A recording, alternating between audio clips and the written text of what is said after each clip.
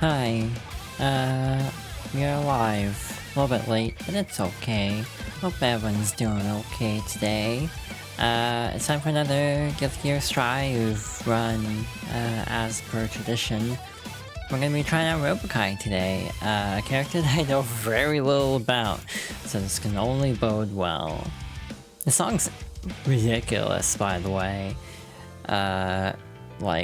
To me, it's like one of the most chaotic songs in the game, and that's saying a lot. And I actually kind of vibe with it. But we'll be hearing it a lot today, because if it's like jams, it's gonna play quite a bit. Unlike Jam's story, I actually haven't played this at all.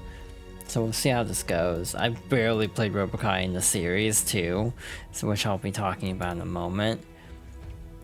Yeah, since this is going to go up on YouTube, I'm gonna go into slight serious mode for a sec.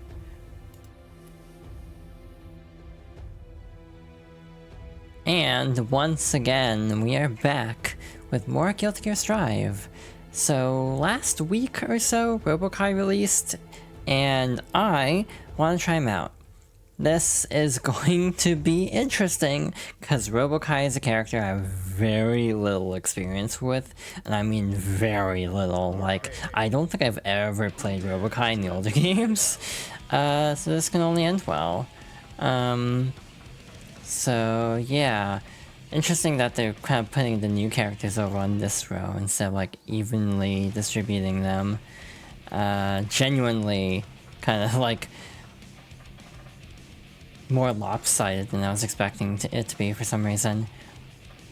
And also just comparing like character types, Robo-Ky is classified as unique, and same difficulty as Dizzy, interestingly. I'm trying to think about like other 3-star characters, like Leo makes sense, he's a stance character, Potemkin, yeah, Milia, sure. But yeah, I tried Robo-Ky a little bit on my own time, and my brain hurts. So we'll see how this goes, I guess. Hi Jacko, bye Jacko. Alright, so like Jams, this is divided into chapters, and chapter 1 starts us off with Sen Kisk, fittingly enough. So, a little bit of a lore explanation. Robo-Ky is... well, actually, I'm not really gonna have a chance to say it. The game feels really quiet for some reason. I might bump it up in a moment. But yeah, he has a body now. That's the whole thing. Looking pretty spiffy, Dad. Off to work? I think VSync got turned off. No second guessing, huh? How's the original's DNA detected? So yeah, Robo-Ky does not like Kai, for the record. I don't know how obvious the screen tearing is on the actual stream itself. And I actually don't know if I can change it from here. So I guess we'll cope until the next story.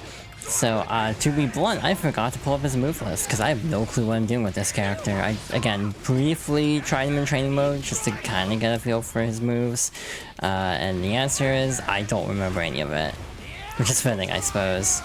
So I do know some fundamental changes. In general, Robo-Ky is weirdly faithful in a way that I don't think people are expecting, because I think people are expecting Robo-Ky to be kind of retooled a lot. The biggest thing is he has a 2D now, and a JD as well. He didn't actually have a JD before, believe it or not. His JD is now a special input, or motion input. So, to give a little bit of backstory, he was created by the Post-War Administration Bureau by a scientist named Crow, who's a real piece of work, if you remember us going through Accent Core for some of the other characters. This particular Robo-Ky kind of starts acting up, though. Gets really foul-mouthed, basically, like really crass, and kind of hits on women a lot. Robo-Ky actually would be a weird character to do a legacy playthrough for, because there's not much to him. He doesn't have a story mode in X2. He's sort of in X1, but it's complicated. He has a command grab, by the way. I should have been using that. But if you need me to turn the volume up, please let me know. Looks so good Dad. Other than your head coming off. I figured that wouldn't faze you. Would it freeze him? That lousy original doesn't have anywhere near the specs to pull that off. You feel kind of off your game in that fight, too. Are you getting enough exercise? Still can't tell the difference, brat. Hey, you're not Dad at all. So, how come you're picking a fight with my dad? You inherited your father's pesky sharpness. Perfectly infuriated. Fine. I'll just have to drag you along so you can watch my heroism in action firsthand. You shall see for yourself how superior I am to your father, and furthermore that he's nothing more than a... Oh, sorry, I got errands to run. See ya! And there it goes. Not much of a listener. How's the original's DNA confirmed? So yeah, again, they just made a bunch of Robo-Kys, patterned after Ky. There's a whole bunch of them. There's also Mark II, specifically in Guilty Gear Isuka, which I guess would sort of count, except it doesn't really have a traditional story mode. It actually has a beat 'em up mode, but there's no real story attached to it.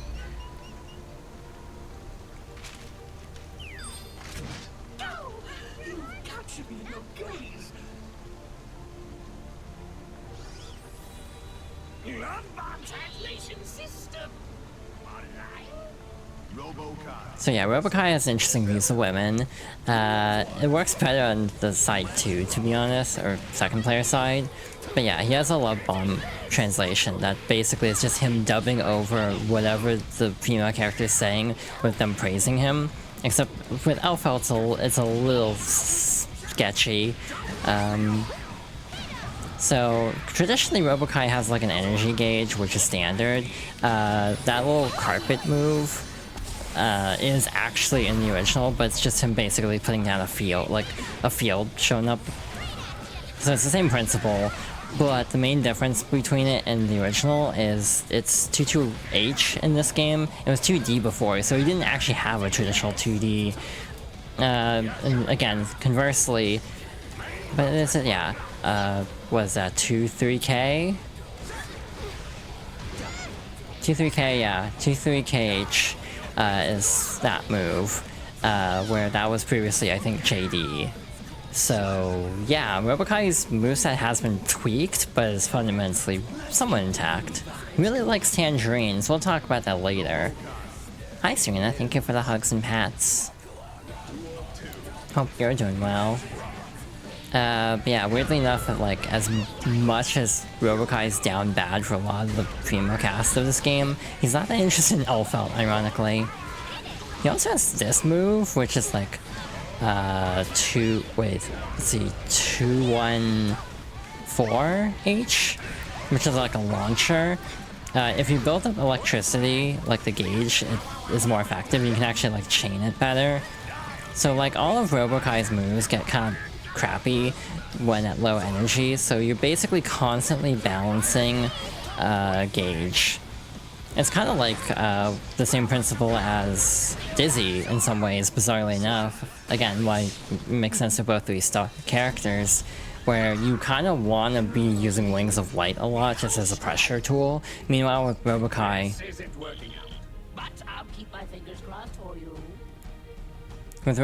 he's more about trying to build up gauge after like hard knockdown. So like if you get a hard knockdown, it's a good idea to put down the field to just build that gauge back up, so his moves actually like function well. Again, a very fascinating character. I don't think I would stick with Robo-Ky long term, but he is interesting. Plot-wise, this particular Robo-Ky kind of ends up teamed up with Venom a lot, as we saw in Venom's story.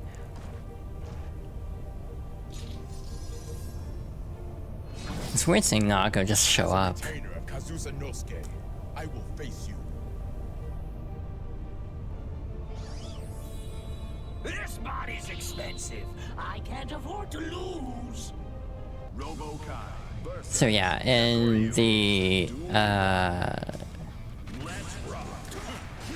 in the plot of Xrd, I was gonna say the actual, like, in-universe descriptor of it, and it's like, what the hell is it called? Something incident. But either way, in the big final battle involving a lot of different characters, Robo-Ky gets his body blown up, basically. That's not the only casualty in that too, we'll get to that later. But because of that, he's just ahead in at the start of Strive, which is why for Venom he's just ahead on like a little like cart body, and like Venom's working as a baker and everything, and Robo-Ky is still kind of working as a baker's assistant, but also has his own ambitions.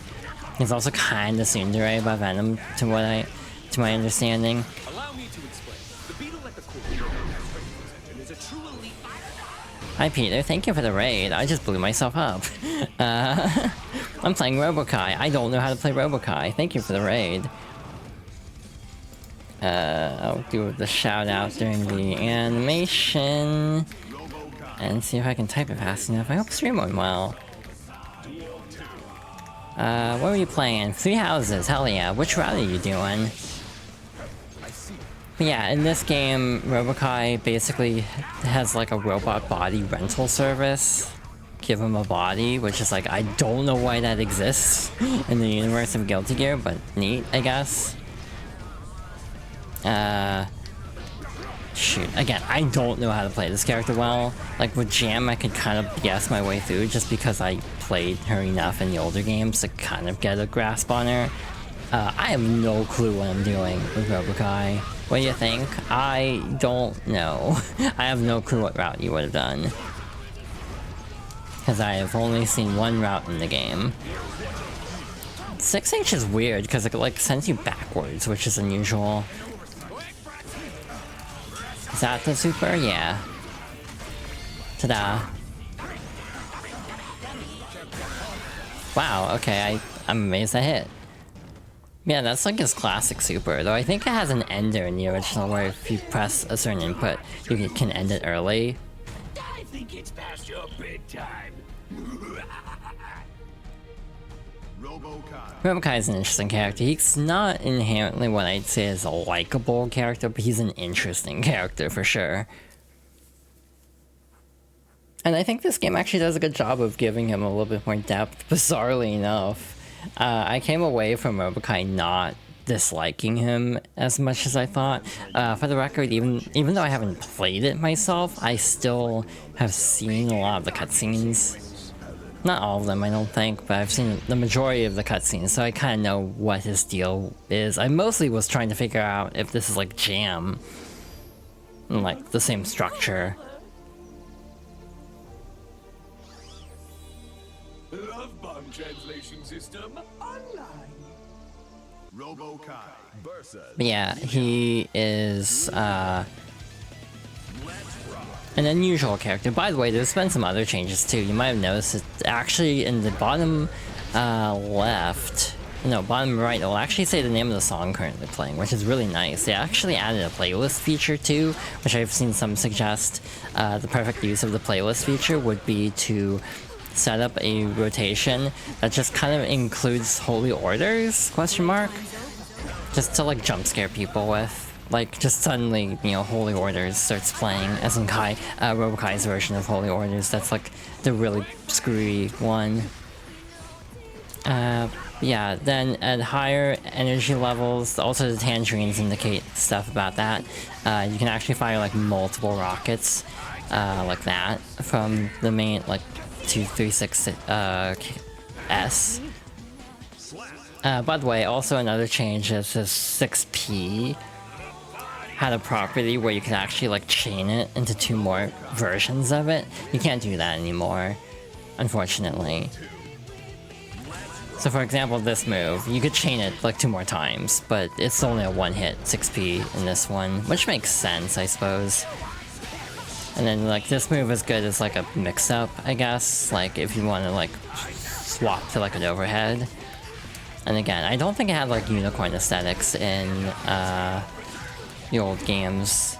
This little scooter was like a knight jousting kind of theme. So yeah, a lot of his moveset is intact, just been visually overhauled and like moved around, kind of like Jam. Like some of the inputs have moved around, but overall the moveset is relatively intact. Fell in love, didn't you? Till our next encounter. Yeah, a very peculiar character. Again, I'm glad he's in the game just because this game is doing a good job of filling out the roster, I'd say. We only miss it. I think we have everyone from X, like minus bonus type characters, Justice, Cliff. Yeah, it's just mostly those two, huh? Then for X2, we mostly are missing Zappa, I think. Is that right? Zappa? A new model? In a way. Robo-Ky versus Alright, time to fight Kai. Did the Post-War Administration Bureau make you? No, all their branches were shut down. What are you muttering about? Ha! Again! Look at my spiffy bum and my dual blade. That's twice as many as you and 200 times stronger. So it was you. I shouldn't have wasted the energy. I tweak myself constantly. I'm a new model every single day. I see. I'm sure you're happy to have your body back, but isn't this a little much? Shut up! Who are you, my mom? This boy sweating tears from my money. I'll spend it however I want. I'm impressed. You are looking quite sharp. You think? Now all you need is to clean up your attitude to match, and you'll... Freaky little mouth shut! You're out of your Duel 1. Let's rock. Interesting dynamic at play here. Again, in a way, even though he plays very much like his classic incarnation, this almost does feel like Robo-Ky trying to branch out into his own person in a way. You know, the dual sword style is not a thing in the older games. I think he just had one sword. So yeah, genuinely it feels like in Strive, again, there's a general theme of characters trying to like find their path forward, including Robo-Ky, trying to like find his individuality a bit more. So yeah, genuinely kind of like an interesting route to take, and I think Strive's done a generally good job of that. In a way, I almost feel like the story of the like the arcade run since Lucy has kind of meant that I've wished the older characters they'd go back and give it the same treatment, but then you'd have to like bring back like all the voice casts, so that'd be a lot of work. But like, I wish like the other stories had the same like 3 chapter setup and didn't have like the slight variations of endings based on if you beat certain stages without losing. Like genuinely, I think that would make my enjoyment of arcade, because then it just becomes like a story mode. It's not like it is an arcade mode, but it has elements of an actual, you know, full story mode basically.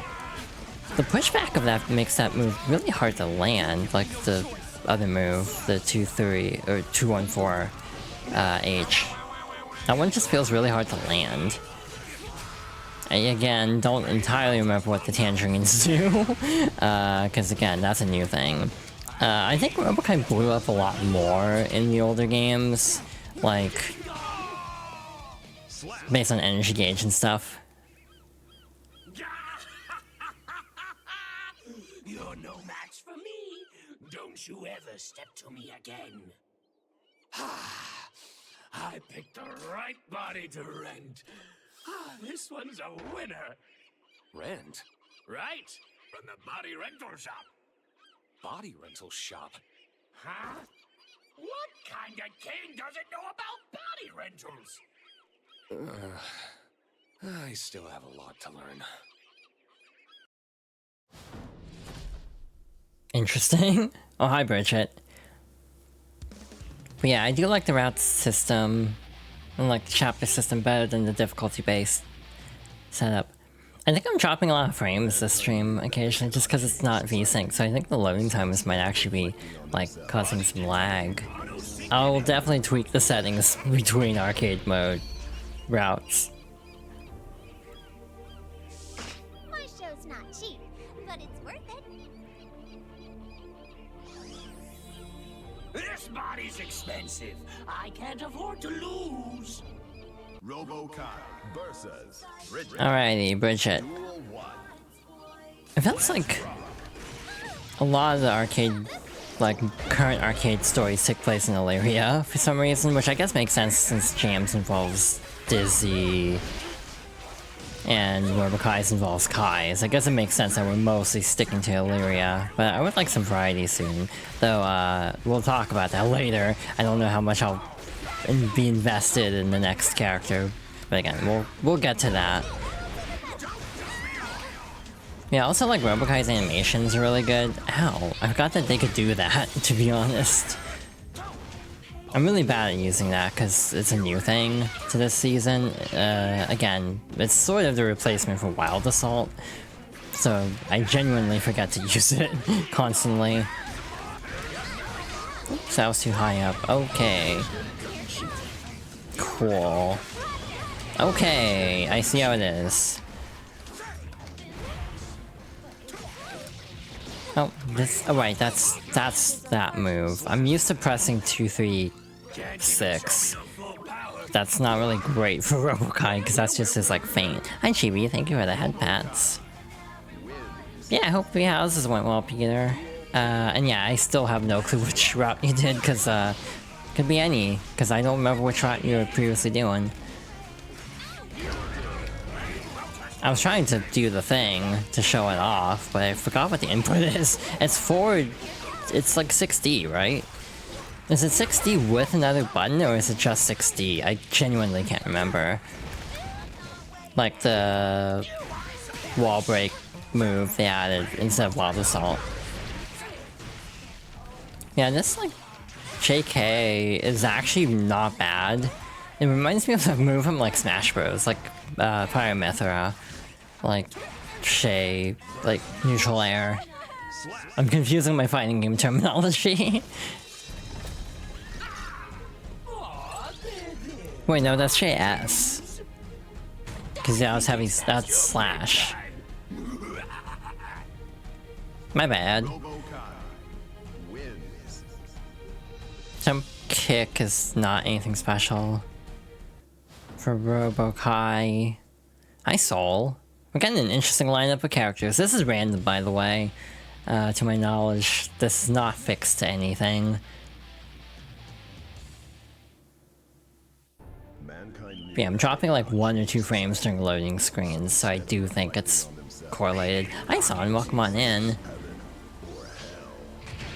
Pats you. Hope everyone's doing well today. We're just Don't blame me for what's gonna happen. trying our best here. I'll beat the tears out of you. Gotta break even. Thank you for the hydration check. I'll get on that in a moment. Duel 1. I always forget. This sounds bad, but I almost forget Souls in this game sometimes. Because I almost feel like he doesn't get played very often at high level anymore. Like, he used to, but then he got nerfed a bit, and then everyone moved on. I think most people play... Like, most people who were playing Soul, I feel like they play Leo now. That reminds me, like, I was watching an online tournament, Tampa Never Sleeps, and the person who, like, was, like, the best Happy Chaos in the world, was playing Robo-Ky. And it's like, oh, wow, the Happy Chaos nerfs were that bad, huh? Like, that y'all are swapping off. Soul's the rude boy, yeah. Again, again, he's surprisingly on brand. Like, he's surprisingly, like, traditional. Withdraw at once. Robo-Ky. Like, of all the characters to be relatively intact from Plus R, I would actually have not guessed Robo-Ky, because I just felt like his moveset would have been too, like, wonky to make work in this drive setting. But again, they did kind of simplify the energy gauge a bit, I think. I say as I accidentally activate that. Yeah, he is powered by a Hercules beetle. That is traditional Truth lore. That means I have to find a different Robo-Ky body powered by a Hercules beetle, which is really weird. Like, weirdly specific qualification for that. Yeah, I'm not using the little carpet move. Also, by the way, all of his specials have the word Kai in them. So like, this flying move is like Beautiful Sky today, but the KY are capitalized. I think this move is like gimmicky, but with like the KY like asterisk. Oh, like the gimmick dash KY. Something like that. I forget. I literally downloaded the move list last night because I was not confident in remembering his moves because I'm like Cham. It's like, yeah, no, my Robo-Ky experience is not great. Does Robo-Ky use Kai? What do you mean? Hi, Axel. KY? I don't understand. Mankind knew that they cannot change society. So instead of reflecting on themselves, they blamed the beasts. Tell you later, okay. Hi, Axel. Take it easy on me, eh? Oh, right, that's what he sounds like in English. I always forget. Robo-Ky. Genuinely slightly uncanny hearing, like, Don't damage the rental. I can handle this on my own.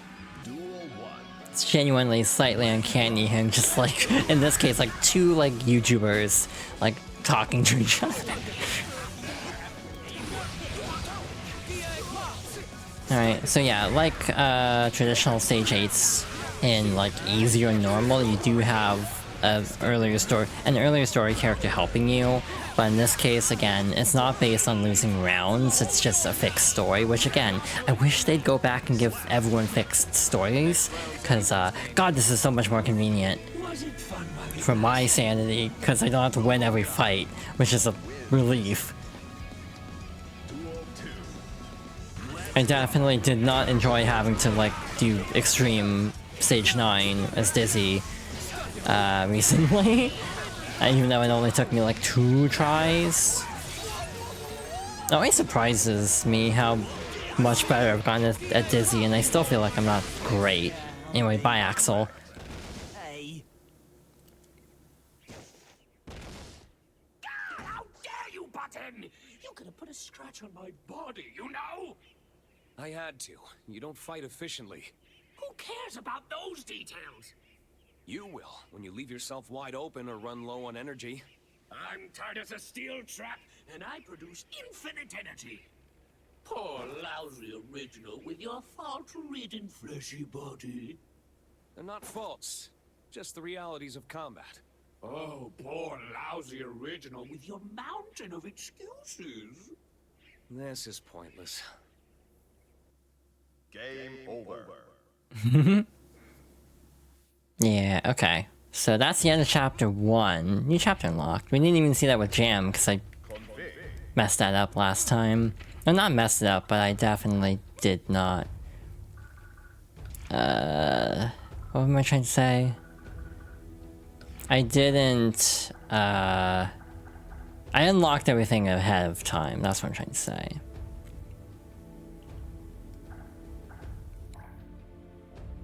Okay then, so that was fast. I guess we do have time to start chapter 2 at least. I don't think we'll finish chapter 2 before ad break, but we'll start it at least. Robo-Ky's relatable? Oh. Pat the Rat. Hi Jacko. Bye Jacko.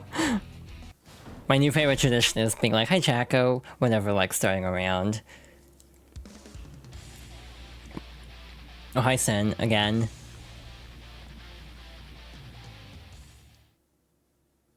Mankind knew that they cannot change. I'm also running the game at high instead of medium. I forget what settings I used for the Jam playthrough. Same with audio, I have no clue if the audio settings are good or not. Oh, so you two are friends? Gonna make me say it? Gonna make me make this lousy original cry? Robo-Ky versus Sin. How do you know I'm Sin? Well, I mistook him for you earlier. I'll take that as a joke. But did you have to go and cross blades with him too? Oh, right. I want to try fighting you two at the same time. Where'd you get that idea? Oh, come on. This doesn't happen every day. It'll be a good learning experience. Just what kind of education are you giving this kid? I apologize. Oh, forget it. Bring it on. All right. Let's do this. Duel 1. Oh my god, this is silly. This is very goofy. I'm enjoying this. But yeah, oh. I was gonna say something, but I forgot what it was. Yeah, it's kind of interesting because, shoot, wrong button. In Guilty Gear X Plus, there's, or X or X Plus? Yeah, it's X Plus. There's a thing called GG mode, where you have like a slightly variant move. It's a version with a slightly different moveset, basically. But for Kai, for example, like his sprite's totally different. He's like hunched over and kind of lumbering around, and there's like all sorts of like mechanical, really obnoxious sounds playing from personal experience. So in story mode of X Plus, this version is supposed to be Robo-Ky, albeit in this game it just looks like a, you know, it's just Kai's sprite altered slightly. Whoa, you guys fight nothing alike. I'm spent. I'm starting to feel like things might start shooting out of my joints too. Can't say I like being the meat in a lightning sandwich. Are you guys, like, sure you can't get along? Don't blame me. Blame the lousy original. Let's get this straight. Sin, if you had a lookalike, would you want him going around committing crimes? I guess not, but why can't you just ask him to promise not to? You're acting a teeny, tiny bit childish, Dad. It's, complicated. You think you can control me? Think again, you dumb Malia moron bozo sapiens! Huh. That is complicated. But now that the Post-War Administration Bureau's been reformed, I'd hope you'd live a more peaceful life. Who wants a loser among losers lose a life like that? Pass! What? I don't only want to be some baker's errand boy. That's just a stepping stone. Getting my foot in the door, that's all. Once I earn enough, I'm gonna buy that mountain. And I'm gonna turn the whole thing into a tangerine grove. Sick! Let me get my tangerine on sometime. Oh, no! What? They're my tangerines, are mine. Self-sufficiency, infinite energy. It's the ultimate cutting-edge technology that we all strove for. Now that the endless array system is complete, all I need is an infinite supply of tangerines. You'll see. Yikes. What do tangerines have to do with any of that? Stick plates of copper and zinc into a tangerine and it powers them up. It's an old, abandoned technology. But someone rediscovered it. It was all grasping in the dark back then, but now... well, he must be happy. Huh? I'm not doing this for him. This tech is for me, by me, exclusively. But I'm sure he'll be jealous. Huh, so the tangerines are precious to you. I get it. Sorry, no snacking. A commendable apology for one with such lousy blood. You should get back to your errands, Sin. Yuna will be home soon. Oops, see ya, Tangerine Bot. Good luck! You fool! At least call me the Great Tangerine Bot. Is that the issue? What a weird-ass dynamic. So... I don't know where to begin unpacking what just happened. Okay, genuine question. How does Yuna still exist if they basically changed the timeline? I guess it's like a multiverse kind of time theory where instead of like Back to the Future style where like changing the timeline erases something, it's like Unica's like transplanted from a different time, so she can still exist. I don't know how it works. I like Unica well enough as a character, so it's like nice to see her stick around, but it is very confusing. Sorry, long line at the rental shop. Robo-Ky versus Johnny. Alright, time for this weird ass matchup. Oh shoot, again, I keep pressing that by accident. I'm so used to playing Dizzy. Wait, actually, would that even be... No, that's Ice Pillar. So yeah, no, I would be using that a lot. I refuse to say, like, I use this to catch fish. I can't be bothered to remember her actual move list by name, because that's just too much. Yeah, interesting story mode dynamics, and again, I think it does tie into the overall theming of Strive, of everyone just kind of learning and growing, and kind of trying to find closure, though to some with mixed results. Let's blow up again. Is that this? Yeah, that's triangle. So yeah, that's a power-up. Again, he has this in the original. I think it does way more. Ow, okay. So if it gets blocked, it's just hurting you and not him. Cool. So yeah. Again, he didn't even have like a JD in Accent Core. And again, he skipped Xrd entirely. He's in the story, but he's not playable in Xrd. So yeah, this is his first playable appearance.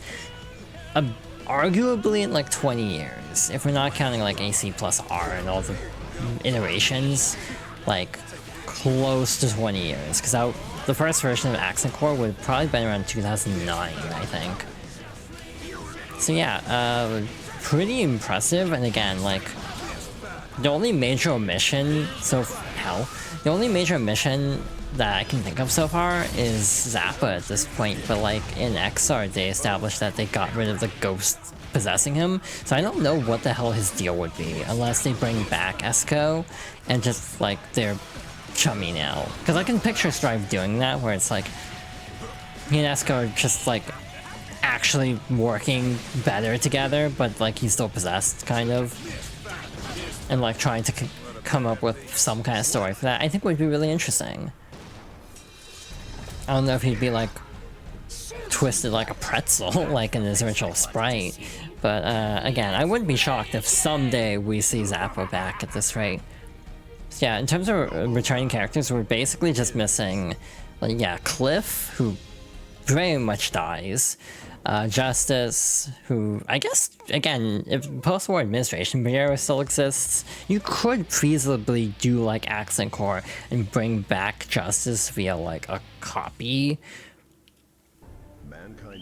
And then you're missing a lot of Xrd characters. You're missing Answer, who again, people are headcanoning as the rabbit that is accompanying Jam at the moment. Raven, Kum Heyun, that's not easy for me to say, somehow. I feel like I'm forgetting someone. This body's expensive. I can't afford to lose. But like, they keep talking about this game. About how they kind of just want to stick with Strive for a long time. Which I understand, this game's like the best in Guilty Gear. It's hit like 4 million like 4 million players total, which is a big deal given that Guilty Gear games typically were like lucky to hit like 6 digits. So it's, again, like I've said before, it's very funny juxtaposing Guilty Gear selling like 3 million copies or 4 million copies being a huge deal to like Mortal Kombat 1 being a disappointment for selling like 3 million copies in like a quarter. Like a literal like fiscal quarter. So yeah, it's like expectations matter a lot for if a game's successful or not. In this case, like expectations are very low. This feels like a pretty high budget Guilty Gear, but I think it's just a lot of animation techniques that they frankly honed during like DBZ Fighters, Dragon Ball Fighters. I don't know how to say that conveniently. DBFZ, that's what people say. But like, I don't know what the budget on a game like this would be. I mean, given all the collabs, maybe. I think the budget for later characters is a lot higher, given that like Robo-Ky, for example, animates kind of ridiculously, actually. Too late. I'm trying to do like the special thing, but I forgot the input of it. Nope. That was burst. Okay, cool. I was trying to do like the new counter thingy that they added, but or like counter like follow-up that they added, but I literally don't remember the input for it. Because I never remember to use it. But yeah, I think I've seen some speculation that it's partly because they don't really have a way, they didn't really have anywhere to go from the story. They kind of resolve everything in this game. Like, the stuff with that man and Yuna is resolved to the point that if they do another Guilty Gear, like a brand new Guilty Gear, it's gonna have to start from scratch, basically. In a way that's like... I don't know if they really felt inclined to do that, basically, is what I'm thinking at this point. Because it kind of feels like they don't feel that strongly about, like, doing that. I mean, there's the whole Nerval hammer thing, but that was, like, a one-off. And dual rulers. Hi, Leo. Rejoice! You'll be the definition of loser in my dictionary. This body's expensive. I can't afford to lose. Robo-Ky. Oh, I remember what I was gonna point out earlier. I remembered it during a cutscene and then couldn't say it, but then forgot it again. But yeah, it's like genuinely weird when you realize Kai is voiced by Kinger from Digital Circus.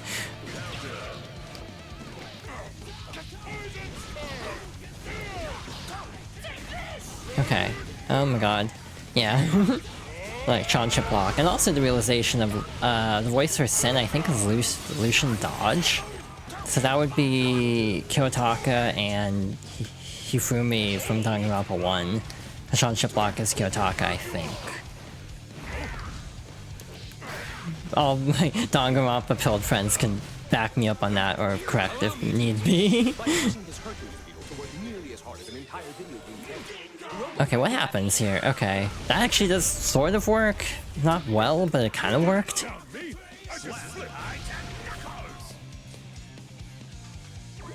Yeah, Robo-Ky is very goofy. It's like he kind of sucks, but in a way that's also kind of endearing. It's really weird and hard to quantify. But sometimes he's just like a character who's just like a ridiculous boy fail. Or girl fail, that's almost more Jam. Jam's kind of a girl fail, who just won't give up. A very, like... what's the word I'm looking for? Like, the thing with Jam is she doesn't ever give up because she's just ridiculously too confident for her own good. It's not necessarily like she doesn't have a no quitting attitude, it's just that she's very overconfident and very self-assured that even like big upsets don't really shake her worldview that much, if that makes sense. Allow me to explain. By forcing this Hercules beetle to work nearly as hard. I don't know who's explaining that also. Also, there's a line in his theme about like a timid scientist, and I was like, I don't think Crow's that timid. He's kind of sadistic. I don't say that would be timid. Though, like, a lot of people say a lot of AC Plus R and X2, and X1 for that matter, kind of don't matter. It's like the framework of these stories carries forward, but the actual, like, events specifically don't matter. Like, Ino working with that man is important, but it doesn't really come up the way it comes up in like Plus R. If you had a nickel for each GG character that came out this year that you're like, oh yo, we resonate with them, you'd have two. Oh my god. It's funny that they were back to back also. Clearly the guest character is just gonna be like Morgan of the Devil just to completely screw with you specifically. Okay, but like what if it's like a beat from Unbeatable? It's not gonna happen, but like imagine. Like, I can see them putting Beat into, like, Frame Makers or something. That's like an indie, like, crossover fighting game. Like, I'd be down. But again, it would be really funny if that were the case, given apparently this is the Encore season. That's a very fun thing to say because it rhymes with encore. But my other take is I don't care. I guess this is a good time to talk about it since we're just fighting Soul again. I literally feel very indifferent about guest characters at this point. I'd rather have like any established characters. My most wanted at this point, like Kim Hae-hyun, like unironically. I don't know if she's. I want her to not have the mech though. That is my hot take. As I want her to have the same fighting style, but just as herself and not with the giant robot suit. I think that's my take. But my other take is I don't really feel that strongly about like Lucy. In actuality, I'm just so like not into cyberpunk that I feel like Lucy was actually more of a detractor than anything, but also she's in the same path as Dizzy and Venom and Unica, so like it's still worth it to me. But like I got no enjoyment out of Lucy being in this game, if I'm being blunt. However, that being said, get that bread is my mentality with guest characters. It's like if they want to license out characters to Arxis to put them in this game, go for it. It's like, I don't even have any desire of who to see. It's like, when they're announced, neat. But like, I'm not gonna be like, oh, I hope it's this character, I hope it's that character, because I really can't bring myself to care. To be like, perfectly honest. They talked about putting another cyberpunk character in, like, a few months ago, and I hope it's not like Rebecca, because that just feels like a waste at that point, to go with 2 cyberpunk characters. That's my biggest fear, actually. I'd rather have a different series. It's like I would take an Inside Arxis guest character, I would take a River City Girls character, I would take, Sorry, not right at the rental shop. I would take, like, Ragna or someone from Blaze Blue. But yeah, I literally cannot care about, like, the majority of options. Like, Tifa and Street Fighter, believe it or not, I love Final Fantasy VII. I'm weirdly lukewarm about Tifa, to be perfectly honest. It just feels slightly cynical to me. Like, because it's gonna be time to when Revelation comes out, and it's like, I'm still on Rebirth. I haven't even started Rebirth yet. I don't care about Final Fantasy VII Revelation, because I'm still a game behind. So yeah, my cynical take on it is, I just kind of feel like I want a guest character who doesn't feel like they're trying to sell me something. I think that's my hot take on it.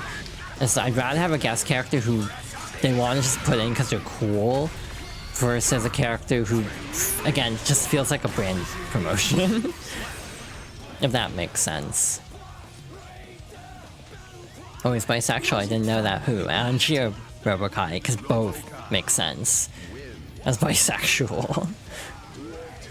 Robo-Ky's like a closeted gay who hits on every woman he sees just to prove how not gay he is. That's my read on Robo-Ky, both TBH. There are a lot of jokes about Angie being gay, to be blunt.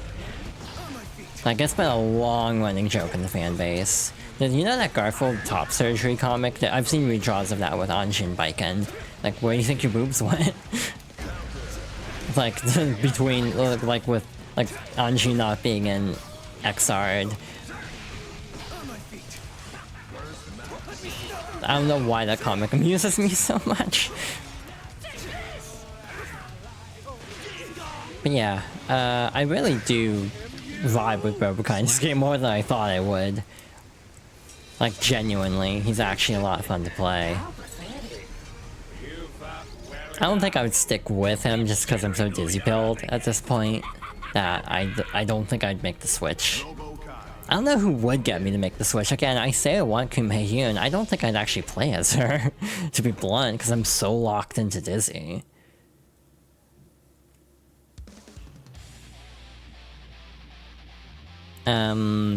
But yeah, I also want more deep cuts. I want Leopoldin from Iska, which is an insane pick. If you just drop that to like a casual Guilty Gear fan, probably. It's just like a big, lumbering, like, body horror gear looking thing with like a dog piloting it. It's weird. I don't know how else to describe Leopoldin. Well then, to a dazzling encounter. Sorry, long line at the rental shop.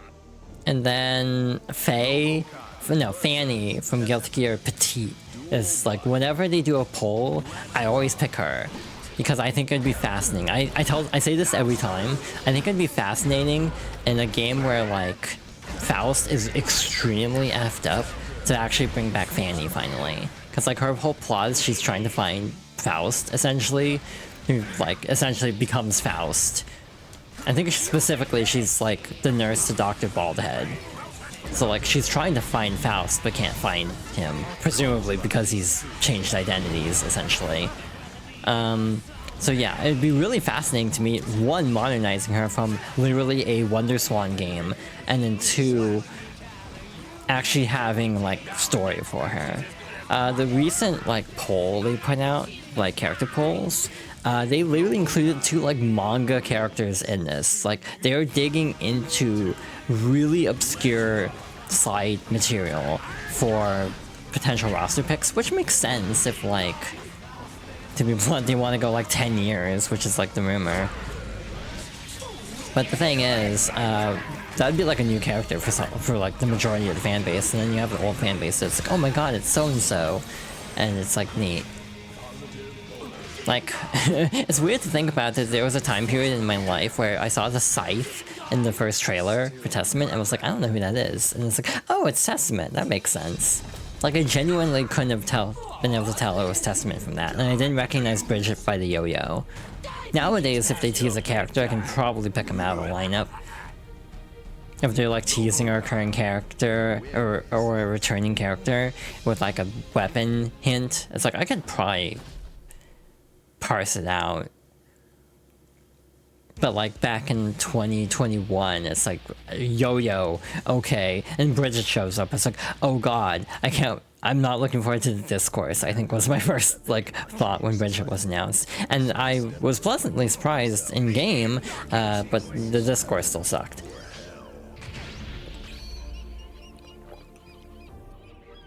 Reminder, Asuka goes by that man in most of the series. Commencing battle method Turing test. Subjects, both combatants. Again, this is kind of a throwaway to set up the characters for the story. This is not like a special fight specific to Robo-Ky. That's saved for part 3. Yours is like the hourglass. I don't even know what your deal is. I cannot wrap my head around Asuka. I'm gonna be real. There's a long-running joke that Asuka's like a BlazBlue character they put into Guilty Gear. Which would be funny if they put Ragna in. Okay, that was a really cool mix-up. That was totally not on purpose. Ow. Again, case in point, I have no clue how to counter any of the bullshit Asuka does. That could have been really good. Oh, you can freeze too. I forgot. I didn't mean to do that. Actually, can I do both of these? Nope, okay. I had more energy than I thought I did, because that did a lot of damage. That was also not on purpose, so I was trying to do the punch super. So oopsie. I might have to use a snooze, but we might as well just ride out chapter 2 here. We're at the very end of it. God, I keep, like, cause, like, Bridget has the, like, forward move, and it's 236K. I keep trying to press 236K to do that, when it's 214S for Robo-Ky. It's really confusing. When it's like the same utility is on a different place, and it just throws me the hell off. I swear I'm trying to do this input. Oh, that's real bad. Okay, that's real bad. I'm dead. Okay.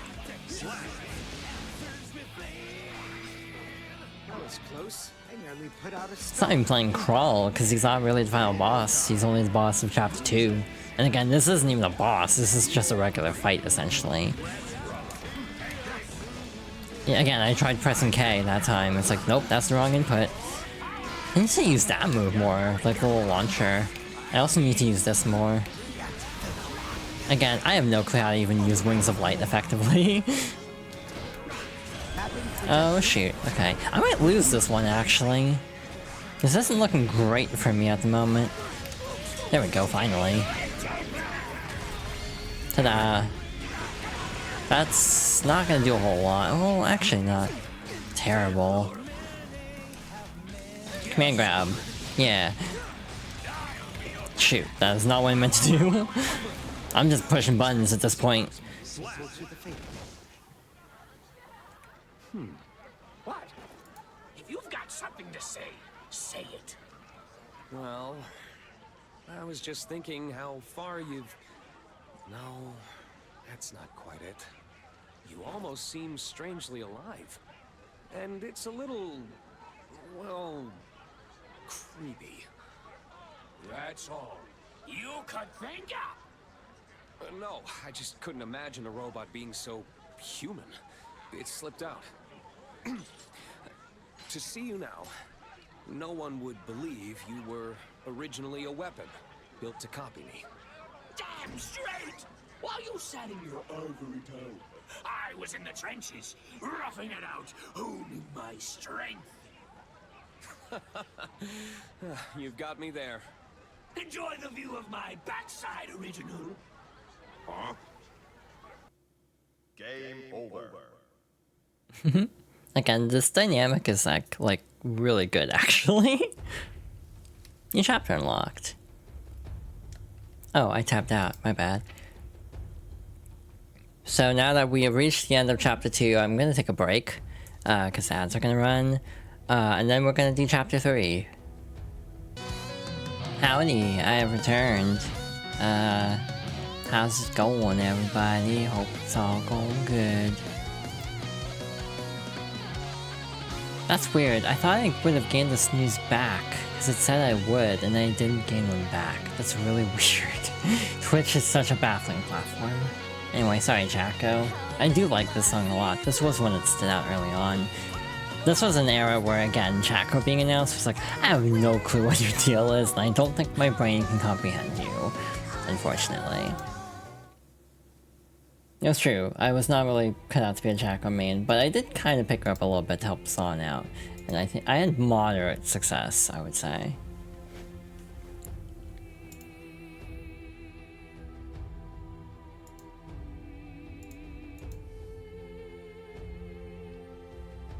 Okay, so let us dive into chapter 3 with Robo-Ky. I had a thought while I had stepped away. Lucy's 4-star, which is interesting. I thought her menu would have bumped her up actually. Like, because she can bring up like a menu to like put debuffs on you. And I thought that would have bumped that down to like 3. But even then, having a guest character as a 4-star difficulty is kind of interesting to me. I would have thought they would have made her easy just because she's a guest character, and I feel like making a guest character too complicated would cause problems. So, why are you strolling around aimlessly? I was enjoying my new renter body. I need more than an impression to know for sure. Prove who you've become with your blade. Oh! Do you have to do this every time? Duel 1. Again, a genuinely fascinating dynamic with these two. Because you have Robo-Ky, who's just kind of like the opposite, basically. Again, it actually makes sense, because I don't think Robo-Ky really had much of an individual personality in X and X2, but I think it was Accent Core that kind of established this particular Robo-Ky being very different. Again, part of me almost considered doing like a retrospective for Robo-Ky. The two reasons were, it'd be one game, it'd be Accent Core. That's the only other game with a story mode for Robo-Ky. And yeah, as a result, I just decided to opt out. And also because I'm not as attached to Robo-Ky. The reason why I did the full retrospectives for Dizzy and Jam is because Dizzy is my current favorite, and Jam was my old main. So those are the two I have the most time put into. That's also why I didn't do one for Venom, is just like going through the work of like translating his story. Because even though there are translations out there, a lot of them have problems.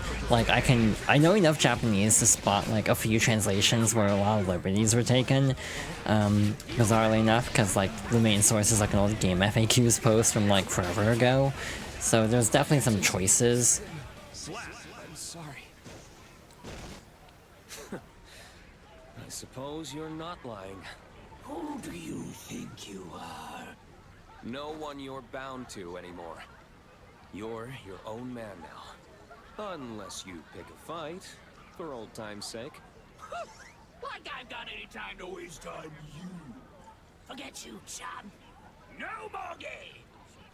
I'm a busy robot. I sell bread, punish the deserving, lend my tangerine investment, procure parts, all while renting a body so I can find a wife. Some things never change. But I should learn a thing or two from you. What makes a human human? Hard to imagine learning that from you. And yet, either way, I'm glad we got to talk. Well, I'll see you around. Duh. He's like a nosy mom with no respect for privacy. Now then, to check on what that was all about. Again, like Robo-Ky's story is weirdly like poignant in some ways. Like what it means to be human. It's like, damn, that kind of hits a certain way. In a way I wasn't expecting from this character. Mankind knew that they cannot change. Anyway, Unica, I didn't mean to skip that. I forgot I had the back buttons on this controller mapped for Rhythm Heaven. So oopsie, we don't get to see that intro, I guess. My bad. That's the problem with like being fidgety, is sometimes I'll just hit buttons without meaning to. It probably would be very stock dialogue. I don't feel like there'd be anything between these two. But I may be wrong, so oopsie. Sorry, but a man was doing what a man would. All I can see is the So yeah, I like how, again, a lot of Strive's story involves closure in different ways, like various characters and sets of characters finding closure in different aspects. Again, Soul and Jacko is a good example of that. Obviously, like, Dizzy being the queen hits a certain way. Bridget speaks for herself. Unica also kind of speaks for herself. But just like, kind of, in this case, 20 years of like in-game story about this rivalry between Robo-Ky and Kai, and kind of like putting a little nice little pin on it. That's not the right expression. Put a pin on it means like put it off, I think. Would you like to continue? Genuinely, it's like I can't remember the expression I would use for that. But yeah, I felt bad for skipping the intro by accident.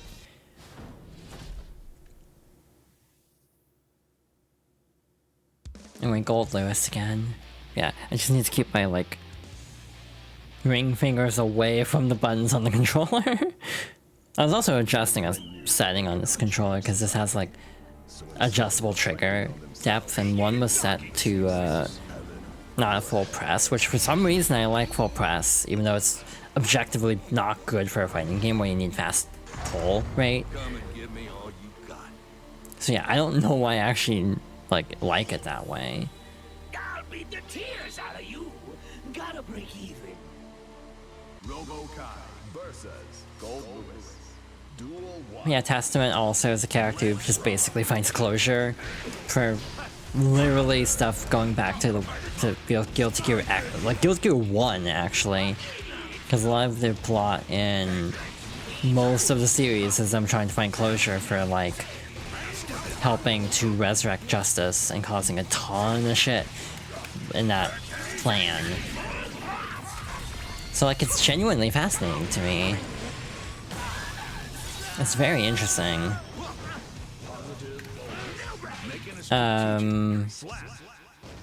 Yeah, resolving all like the, you know, centuries long rivalry between Soul and Asuka, because that goes back to when they were human, basically. When, like, Arya was still alive.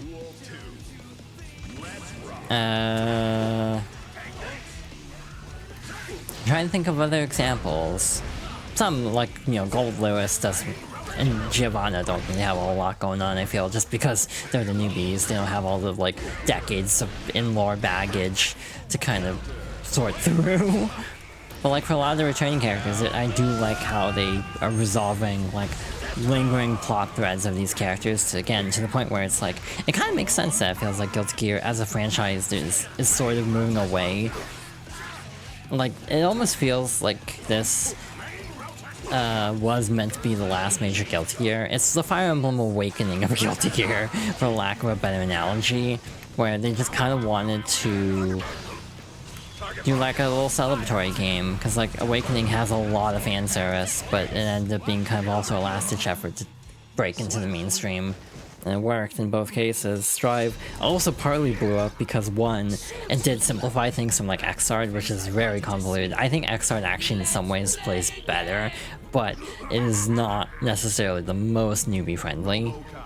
The other issue is lockdown, actually, because this game was like summer 2021 and like majors still weren't really happening in person. So a lot of various tournaments were trying to find games that had good online, because they kind of couldn't do like online tournaments of like Smash Ultimate, because that game's online is not consistent enough. And even like I think Tekken 7 and like Street Fighter 5 were a little bit rocky, even though I think SF5 did use rollback. It just wasn't like great rollback from what I recall. I may be wrong on that. I may be thinking of MVCI, actually. Either way, it is a case of like, this game kind of broke into the mainstream because people wanted a fighting game to play during lockdown. Mind you, now that's not as much of an issue because Street Fighter 6 and Tekken 8 exist, but even those games are not like blowing up as much as I would have expected. Like, looking at entry numbers for like Strive, it's still doing decently well for a 6-year-old fighting, or like a 5 or 6-year-old fighting game. Like, it's kind of remarkable how well Strive is done for itself. And again, it doesn't feel like they expected it either, because the way they're trying to like tie up all the loose ends, put a bow on it. Put a bow on it, that's what I was looking for, not put a pin in it. Yeah, just wrap up everything. It kind of felt like this was supposed to be the last Guilty Gear. Whether it will be remains to be seen, if they'll just go in a different direction. Because like in the story, there's now the problem of Soul doesn't have like powers. So that's complicated for his moveset if they just kind of make him more of the like cliff roll. But like, he's still strong in universe, he's still very powerful, but he's not as like OP as he was in like the older games. Though I do think there is a legitimate argument if you introduce time travel. You could bring back Order Soul to kind of fill the gap of Soul's old playstyle. So that is something I actually see them doing if there is another Guilty Gear where Soul is depowered a bit. Robo-Ky wins. And again, there's enough time travel that you can explain it. Oh, hi, Jacko. But yeah, like, focusing more on Sin and Yuna, I don't think will be as successful, so I think Kai and Soul will still be around. Dizzy, unfortunately, and like Bridget, they're gonna be forever relegated to DLC, because these characters make too much money, and I've resigned myself to that fate of like, these will always be DLC characters. Trick or treat. This is the problem with liking popular characters, is they'll often be DLC. What the hell? He's hitting on all the ladies. Ow. Guess who forgot how to fight Jacko, apparently. Oh, again, I'm trying to do the, like, counter. But I can't get the timing. And I keep accidentally bursting, too. Which is not what I mean to do. Alright. Ow. It's like, I don't know what Jacko is gonna play like in a future game. Like, Like, I don't even know if does she have the halo in the intro? Like, in the round start intro that they added? I don't remember. But yeah, I feel like someday we will get a new Guilty Gear, but again, it does feel like they were trying to kind of tie up loose ends in this game. It's just, I don't know where else they go from here, I guess is the main issue I'm having. What move am I forgetting? I feel like I'm forgetting a move somewhere. There's that. I'm not using normals enough, to be honest. The move I'm actually... Oh, good, releasing Driver. Ow. Nope, that was not what I meant to do. Well, I mean, it worked. This is such a good mix-up that even I didn't know it was coming. Did you fall for me? Don't worry, I'll step up for you. Damn, okay.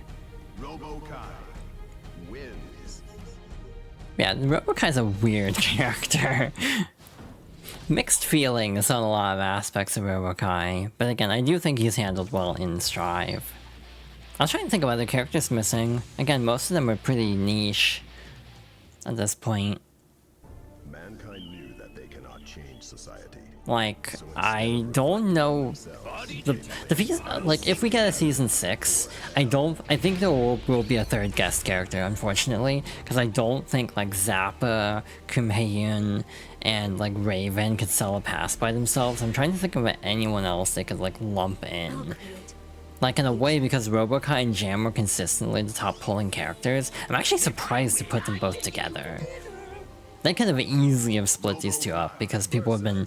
They pulled so well on polls for, like, years, that I'm genuinely surprised that they just gave us both already. They easily could have split that up, and again, that's my issue with fighting games. That's my issue with, like, a lot of games nowadays, because guest characters are like, unfortunately, the way of the future. These games gotta pay for themselves somehow.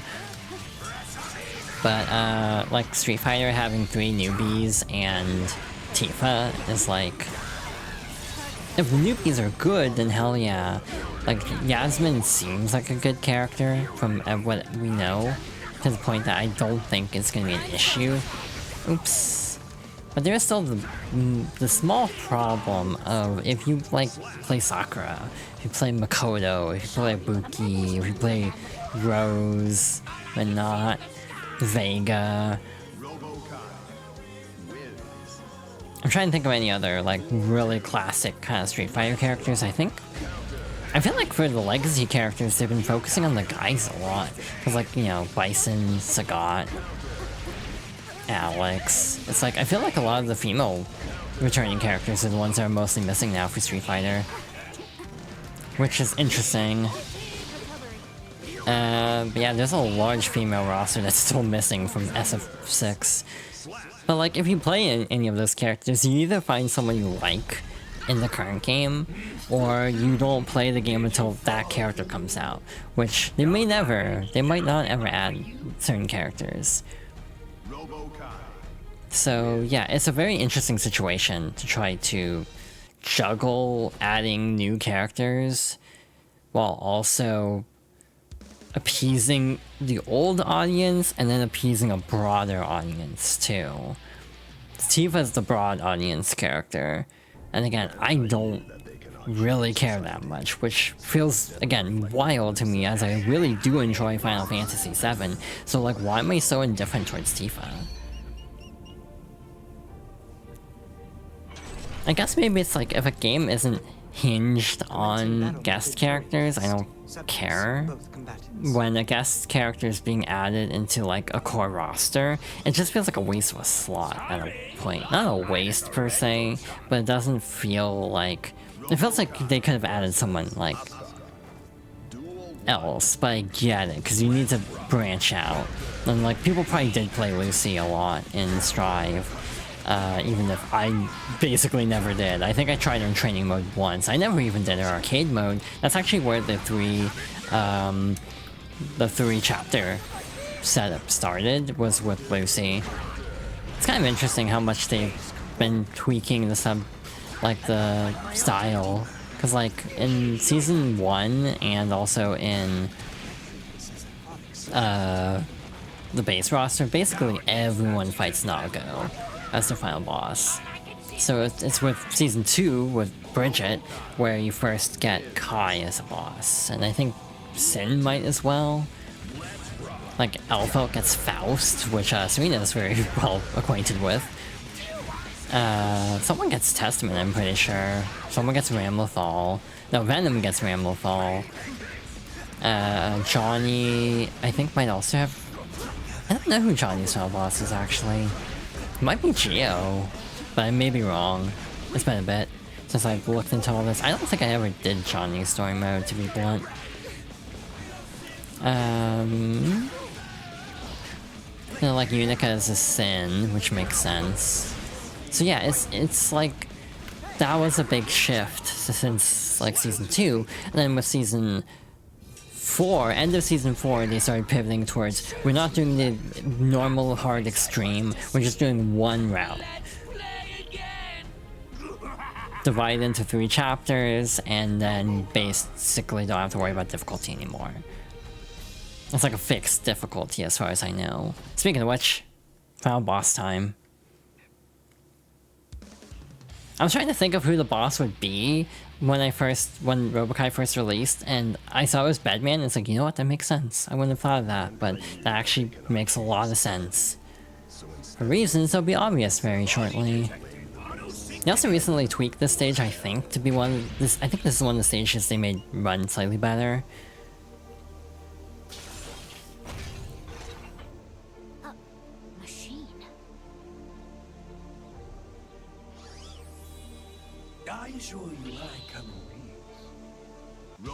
Yeah, no, he should be saying that under the circumstances.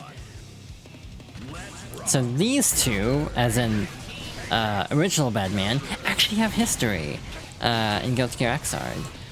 Which, hey, you wanna know why Batman died? Yeah, about that. So yeah, a very interesting combo that I wouldn't have expected, but it actually makes a lot of sense. And again, they'll get into that probably, so I'm not gonna say too much too early. Also, guess who does not remember how to fight Bedman? I want to say a Bedman made like top 8 at like Combo Breaker, which was like considered a big deal. Like, oh my god. What the hell's happening in 2.0 basically is kind of how everyone's reacting. 2.0 was like a big shakeup, and like for the health of the game, it's actually been pretty decent. Like, the last several majors have had really healthy amounts of character diversity in terms of roster lineup. So for example, Street Fighter 6 has a problem of basically top 8s turning into either people playing Mai Shiranui or Sagat. And you occasionally have like a Ryu or like a Cammy in there, but it's mostly just Mai or Sagat at this point. So a lot of people find like top 8 for Street Fighter really boring to watch, believe it or not. Even though it's like the most entered, the most watched tournament, it's considered really tedious just seeing the same like 2 characters every major now.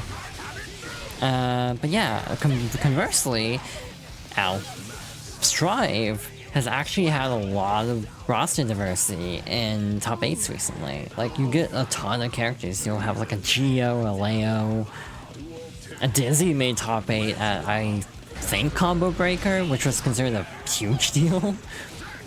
She didn't win, but like still making top 8 after Dizzy was considered like bottom tier the entire time. The player in question is considered just abnormally like good with Dizzy to the point of like no one understands how she does it. Myself included, I've watched videos and I'm like, I don't know what she's doing when it's working for her, and I wish I could, you know, like lock in that much. Dizzy still has an uphill battle compared to like, you know, your Leos or your Nagos, but it's way better than it was, you know, at launch for the character. I mean, people joked about that before, like with Sin and Jacko both, where it's like it took them a season or 2 to actually become playable. Like, there was a joke with a specific patch of like, oh, they finally added Sin to the game, because he was like really unviable for a bit. His like kit was really weirdly set up. I still think Dizzy could use like one more move, like potentially a close range. Like, I miss the bubble, but even when they add new moves to characters, they're not adding back old moves, they're coming up with new moves, which is an interesting strategy, I think. But in general, I do think Strive is in an okay place at the moment. Tekken is basically picking itself back up off the floor, because, what is it? Season 2 was real bad, and then they're trying to turn things around with Season 3. Again, the Season 3 of Tekken and Season 5 of Strive were at around the same time. And I remember there were discussions about like the 2.0 patch still having some rough spots, like Testament mainly, and the Happy Chaos Infinite they patched out quickly. But just the overall feeling of like Tekken players I was seeing were very jealous that Strive's like 2.0 was like a really good like descale of everyone. And like that's like the whole point of discussion for a long time. I think I had this same ramble during the Jam playthrough now that I'm thinking about it. But like there was this whole discussion about like buffing characters is better than nerfing characters. Strive got to the point where everyone was so overtuned that they actually kind of had to reset a bit. So like this was kind of a nerf patch around the board, and it was honestly necessary because of just how bad the balance had gotten. That's not great if we're dying on stage 8. We might be here for a bit at this rate. Hi, Delilah. Dreamlike reality. I've never actually paid attention to what it says. Rematch with lower difficulty. Set opponent's health to 1. That's a new option since season 5, I think, where they basically let you like skip ahead if you just want to see the story. I don't know if that lets you stay on extreme though. But like as a sort of accessibility option, I guess it's something. It's not like my favorite way of doing it. It does not? Oh. Wait, in which direction? I forget how I asked the question. And then like, oh. Like, do you drop down, like if you're on extreme, do you drop down to hard if you do that option? Ah, okay. So that's a fair compromise, I think.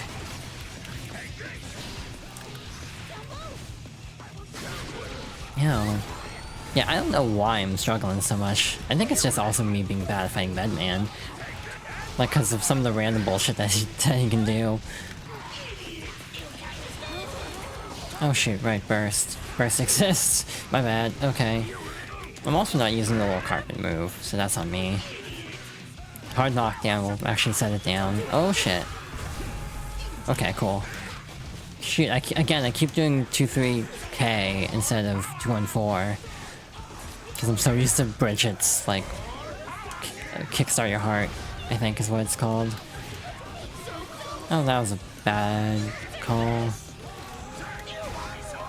Also, I'm low on energy, which is not good. Oh shit, that's gonna be close to killing, huh? Damn, okay. I don't know why I'm struggling so much against this. Robo-Ky. Lose it. We'll keep trying. Again, Jams was rough because Chip is not an easy opponent to fight, but I at least know Jam well enough that I feel like I could kind of cheese my way through after enough, like, practice. But like with Robo-Ky, it's like I have no clue what to do efficiently here.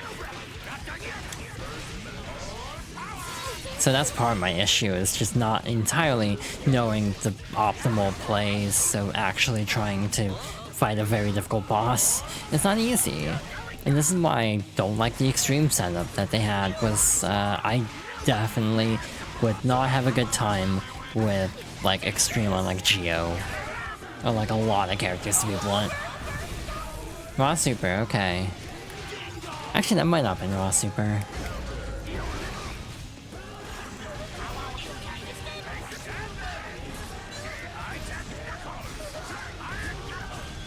Okay, you're doing that again?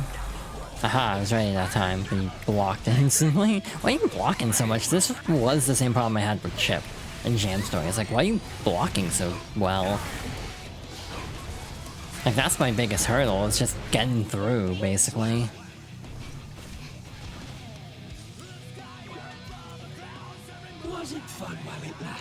But yeah, my overall take is I kind of haven't played any other fighting games in a long time. I don't even know which one I would play at this point because I don't have that much interest in Street Fighter comp. Just for my sanity, because I feel like that game would drive me nuts to try to play seriously. To just be perfectly honest. Strive at least is a game I have pretty locked down on a fundies level to the point of like I can kind of cheese my way through a lot of things. I'm obviously gonna get bodied at higher levels, but at least like again know the basics enough. With Street Fighter, I'd have to learn a new set of basics. Shoot, I keep mistiming that. It's not great. Oh good, back in the corner. God, I keep pressing the fly button by accident, like the flight move, which is... Oh, that could kill, actually. Oh, okay. Shoot. Again, I keep pressing the wrong move for that. Oh, God. Oh, shit. Again, this is stage 8. There's still one more after this, so that bodes interestingly. Attempt number 3. Again, weirdly enough though, whenever I do Dizzy's story, I always die a lot more on stage 8 than stage 9. It's really weird. I don't know why. Because stage 9 ABBA should be harder, but for some reason, I always struggle on stage 8 more. It feels like she just doesn't take much damage. Oh my god, that was close. Again, if I just could stop pressing wrong buttons, that would help a lot. Is that close enough? That's close enough, damn it. Yeah, the timing on that, like, juggle is really hard, actually. And also on low electricity gauge. That does not help. And you still... Oh wait, I saw a burst. I was looking at the wrong screen.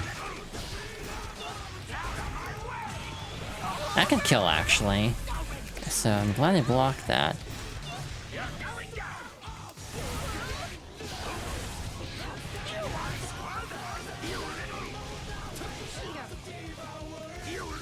Yeah, I definitely would need to brush up a lot more. And again, also, frankly, with, like, past playthroughs like Jam, weirdly enough, muscle memory was actually to my detriment because of the moves being remapped so drastically that I literally didn't really get much of a benefit from playing Jam in 4 other games beforehand. Like, believe it or not, it was shockingly not helpful. Which is fascinating how much they just move stuff around to, in some ways, make it easier. For me, as someone with muscle memory, it actually makes it harder. Same with Dizzy, actually, where it's like, a lot of her moves were like, switched around to different spots. So she has a lot of the same moves, but in different places, and it's really hard going back and forth. Robo-Ky's moves are mostly in the same place, except for, again, the, like, dust changes mostly. Again, 22H being 2D originally. So yeah, mostly intact, in a way that, again, was surprising to me. And again, it makes me wonder, like, how Zappa would even play, because I have no frame of reference for Zappa in the older games, because I don't think I've ever played Zappa, seriously. Or non-seriously either, I don't think I've played him, period. Kind of like Robo-Ky, it's like, I don't remember ever even trying him. That was a misinput. I think I was trying to do back. I accidentally did a full circle. I do miss the circle, speaking of which, because that would be the song that would normally play for Bedman. That's probably a mistake, but it's fine. Shoot, that is definitely a mistake. I keep doing the flight move by accident. Well, almost.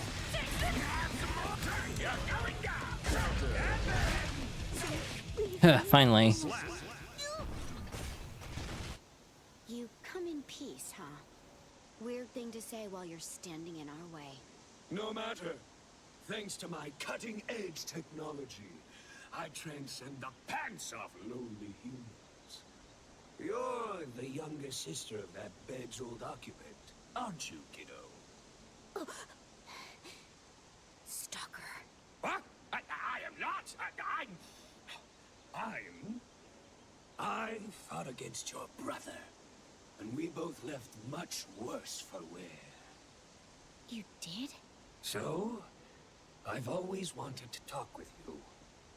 I know what he wished for in his final moments. Because he told me.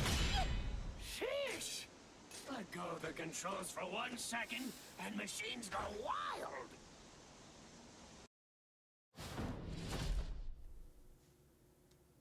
And, stage 9. Oh god. Aha, I'm in danger. This is gonna be hard, isn't it, if I'm struggling this much on the previous one.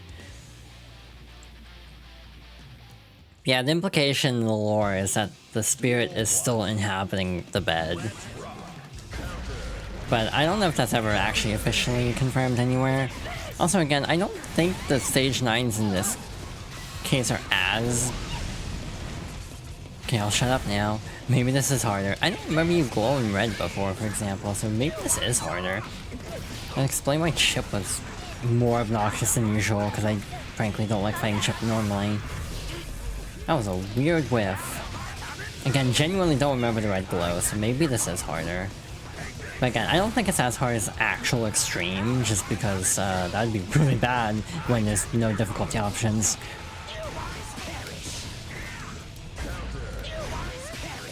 Oh god. That might be blocked. We'll see. Oh, okay. It feels like Batman's also taking less damage right now, so yeah, maybe this is harder. Again, I just couldn't tell with Chip, because I struggle with Chip anyway. It's hard to tell regular Chip or busted Chip. It's like, why am I doing better? Maybe because I'm playing more cautiously.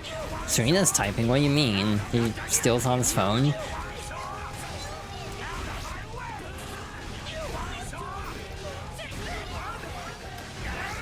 Okay, you're gonna block everything. Okay, you're just gonna be a real asshole. Got it. Understood. Okay, I did not think I hit that button. And why are you at your computer?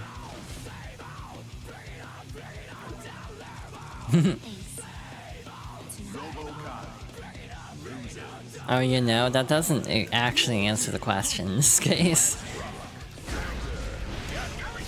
Again, I was like, this doesn't seem that bad, immediately loses. It's like, oh, I need to stop talking. I forget sometimes I'm very susceptible to jinxing. She wasn't there? Ah. Oh, she's okay.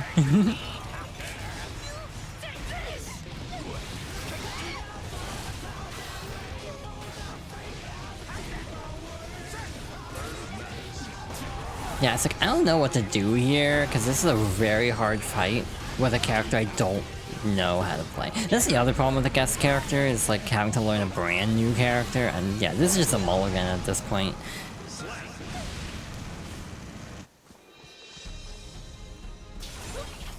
Alright, let's try this again. Alright, so what did we learn from our first attempt? Don't open my mouth. And again, Jam went way better, because it's like a character, at least she's a character I fundamentally have some understanding of. I can kind of just bullshit my way through a little bit. Robo-Ky, I'm just kind of making it up as I go along, which almost feels in character, actually. Okay, that's an opening.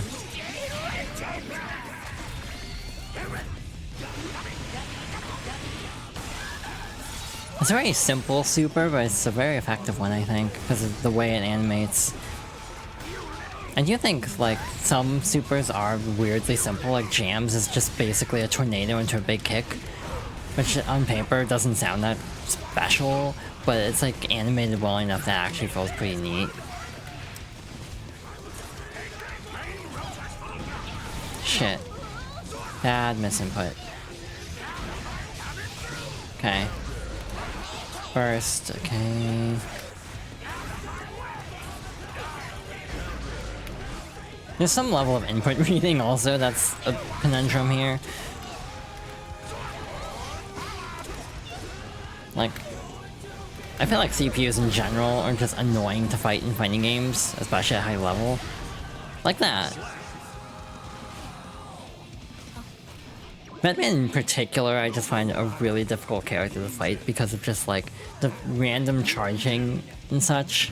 There's a method to it, but it feels very like haphazard in a way that's hard for me to wrap my head around. Sometimes I need to use the command grab more actually. Because Batman's blocking so much, it actually might... Okay, that's just one of those rounds, I guess.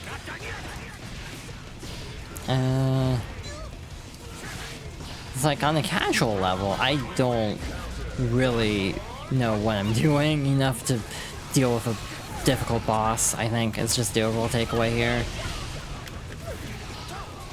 Also that, projectiles, like getting in is a problem. And we might be here for a bit.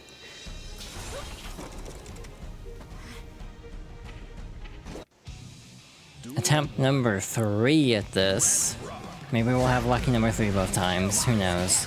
I actually need to put that down more.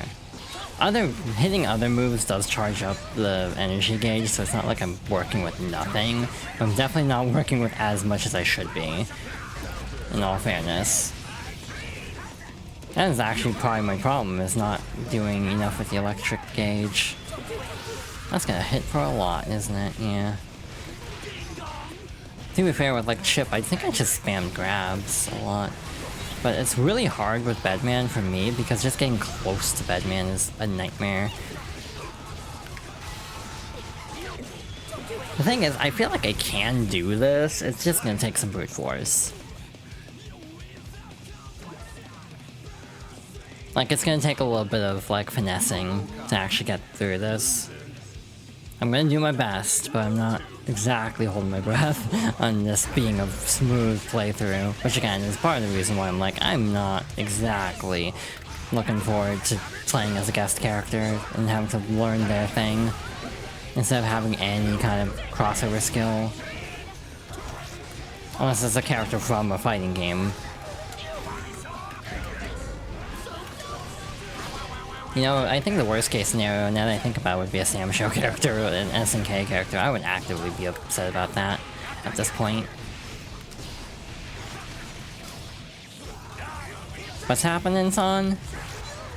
Hi, Serena apparently was typing on your computer.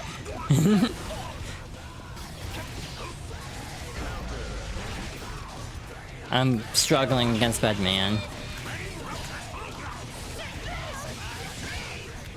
Maybe... Oh god, okay, that's gonna kill. Yeah, no. Again, we got through jams like no problem. I don't know what I'm doing here.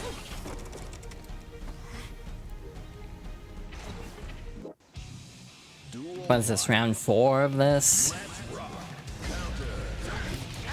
Again, my only issue is just like repetition.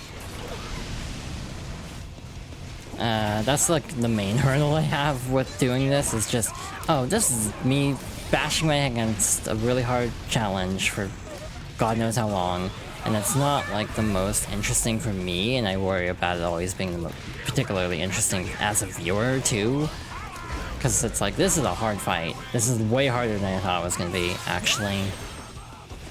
And again, it's partly just because I'm used to jam, so Chip was not ultimately that bad, but like, I have no clue what I'm doing, I'm just pushing buttons.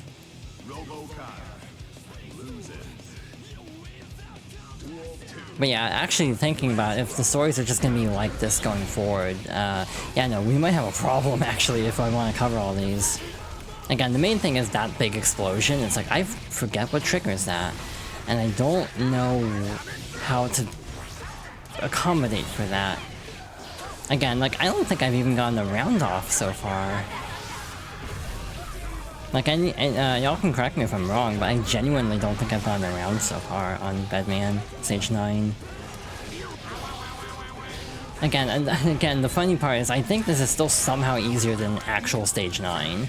Like an extreme Stage 9 for the older characters, like Nago. Like, this is still hard, I still think it's easier than traditional Stage 9s. Okay, attempt number 5, I think. I always get hit out of that for some reason. I don't know how not to get hit out of that. I think that's my biggest issue, is I'll deal a tiny bit of damage and then get massively comboed after. So I don't know how to work around that particularly well.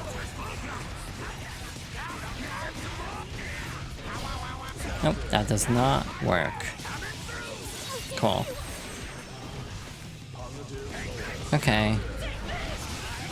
She hasn't used burst yet. Again, trying to refer to Bedman is so complicated because I just see Delilah and it's like, wait, yeah, no, that's actually not Bedman. I don't have burst, so that's gonna hurt a lot. Right. Oh, that's gonna... okay, that missed. If that had hit, that would have been real bad. That wouldn't have killed because damage scaling, probably, but it would have hurt a lot. I feel like the command grab range is really tiny. Like, it's shockingly a small hitbox for that.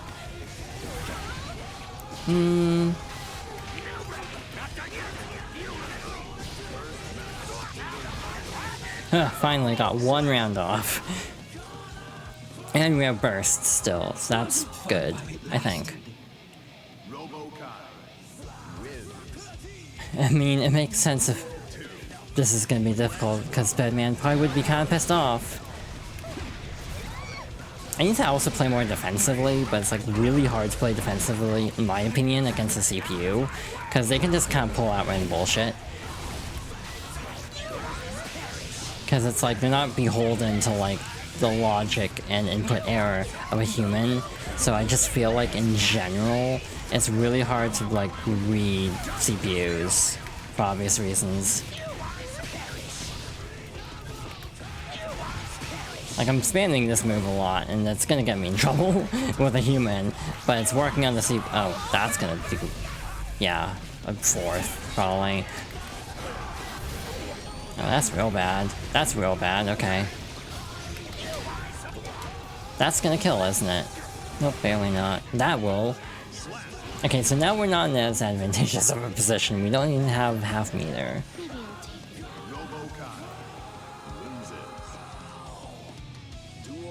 Alright, comes down to this. If I can get Bedman to burst, that would make me feel a lot better. Because that's a major deficit right there.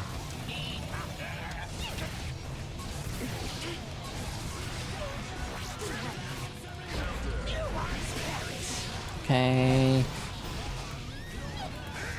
Yeah, I'm playing too aggressive. That's actually a problem I'm having. I didn't mean to do that, but I forget I have a ranged move. Shoot. That can help a lot, huh?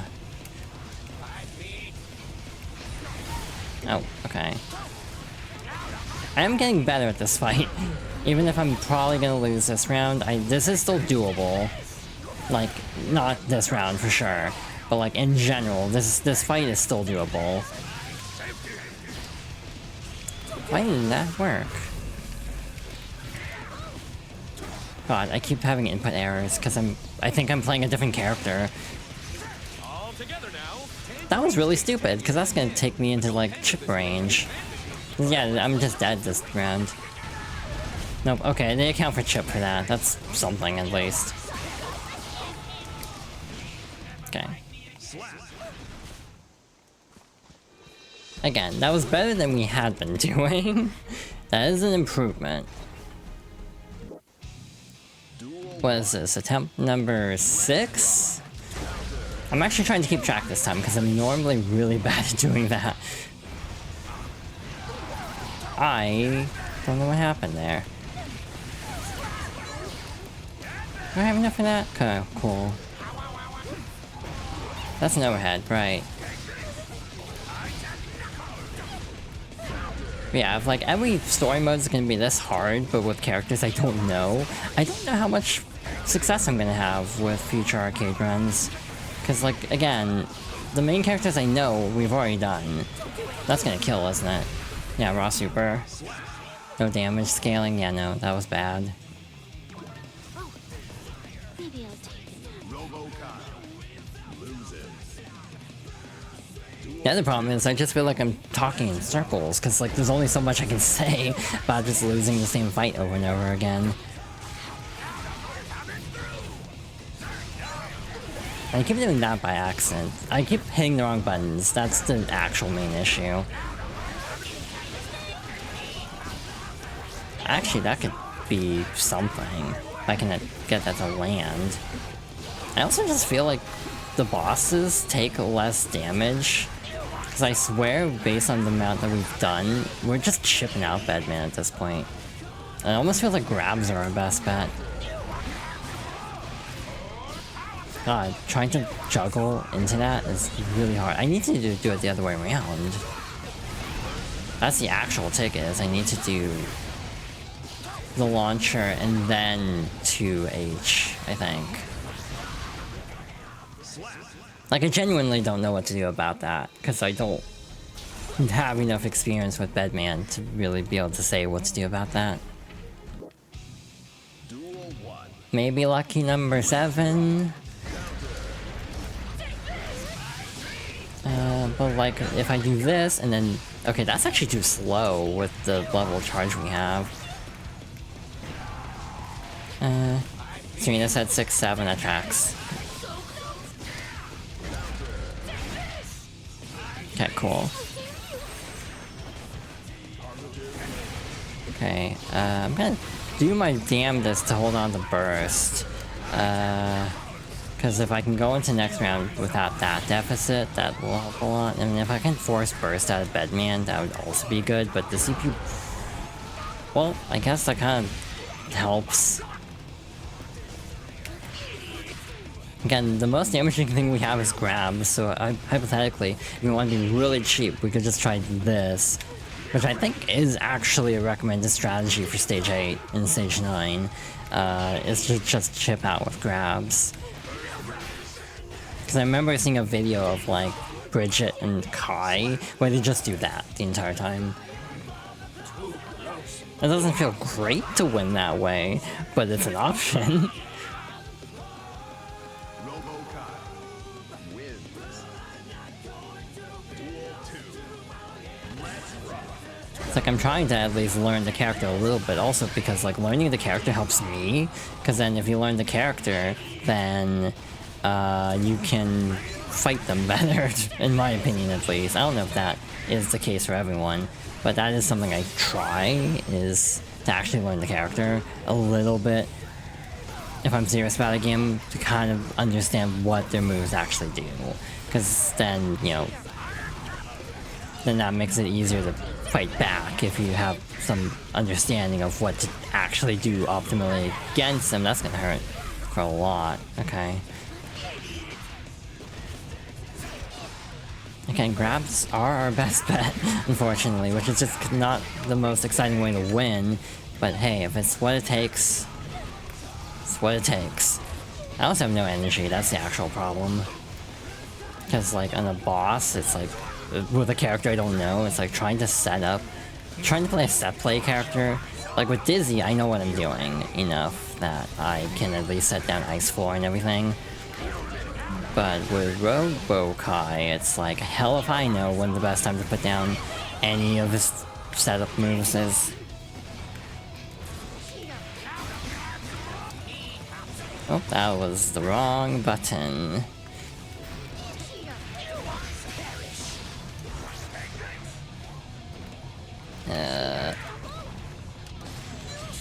That's not gonna kill unless the CPU's taking pity on me.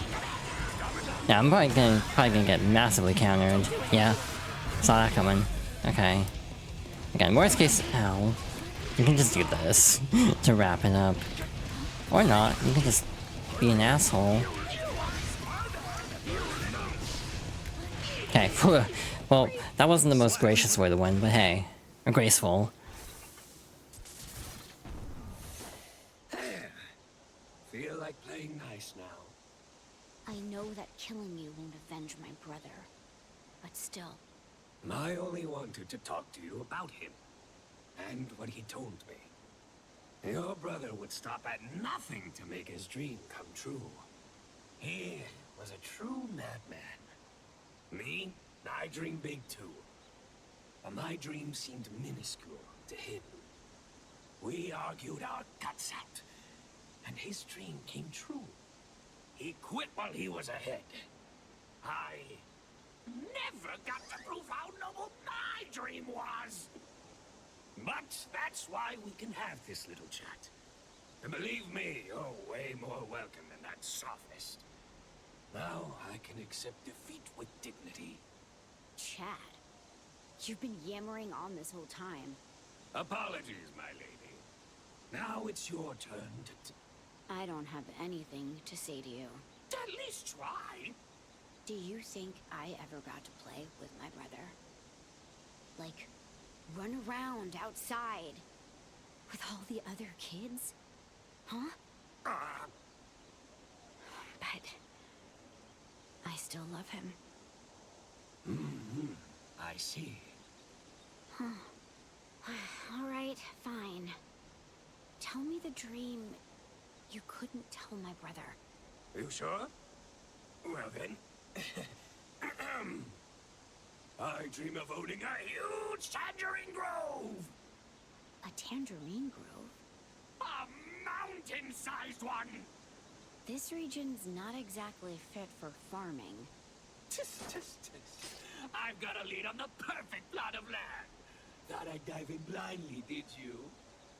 I think you'll have more problems than that. But that's no reason to give up, I guess.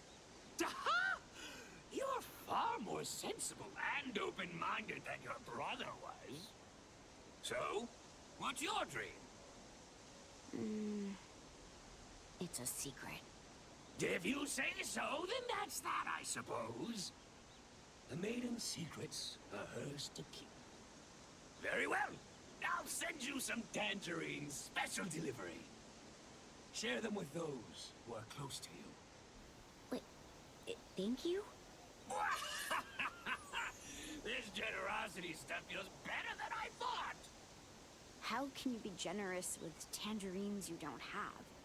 Why don't you go off and get to farming already? If you really want to make my brother jealous someday.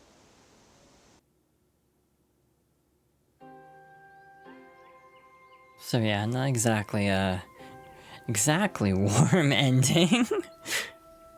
Understandably so.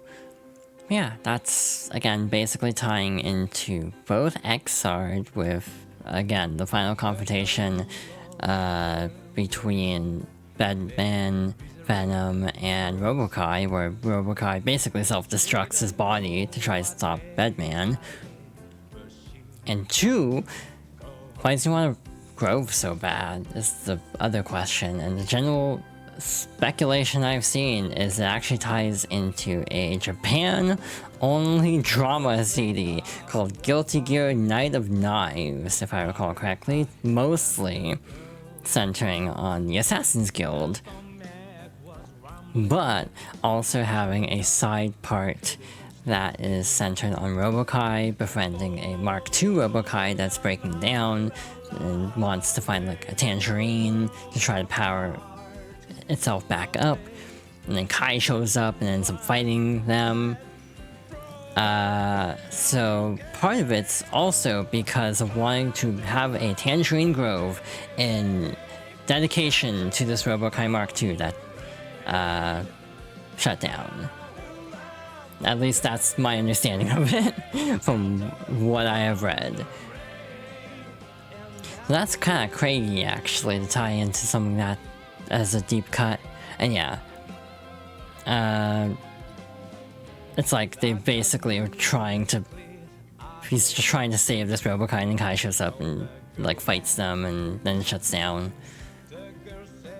So yeah, there's a lot of history with Kai and Robo-Ky, so it's again nice to have that kind of wrapped up. But also, Robo-Ky's dream is still relatively unresolved, which I think actually in a way makes sense, because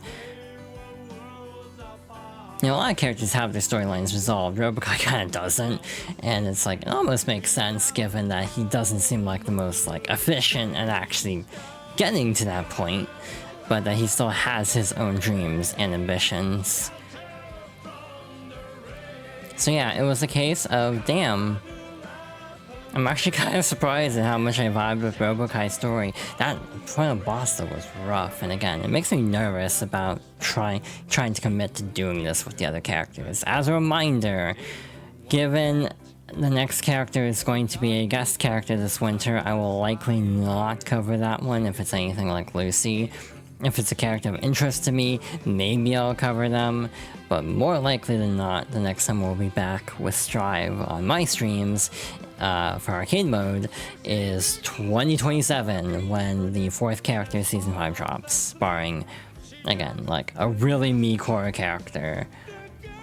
Which I'm not expecting. Again, I'm expecting something to broaden this game's appeal to a general market.